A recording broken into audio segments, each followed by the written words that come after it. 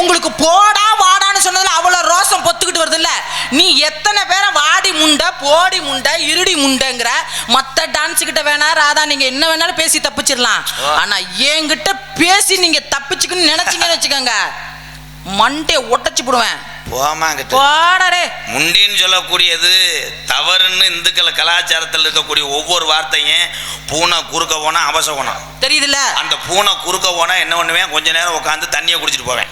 நச்சுன்னு தும்முனா அவன் மறுபடியும் கொஞ்ச நேரம் உட்காந்துருப்பேன். அதே மாதிரி பூனை குறுக்க வச்சுன்னு ஒவ்வொருத்தனும் வேலைக்கு போகாம இருந்தா அவன் வேலைக்கு போக எப்படி 3 மாசம் ஆகும். ஒரே விஷயம், முண்டேன்னு சொல்றதுக்கு நான் விளக்கம் சொல்றேன். ஒவ்வொரு மனிதன் ஆண்களோ பெண்களோ உடம்புலே நரைக்கக்கூடிய இடம் முன்னாடி. முன்னாடி நரப்பதனால் முன் நரைப்புல அடிடாட்டை, அதான் முண்டை. கை தட்டுங்க கை தட்டுங்க. பெரிய விளக்கம் கொடுக்க. நீங்க பேசின விளக்கத்துக்கு உங்களுக்கு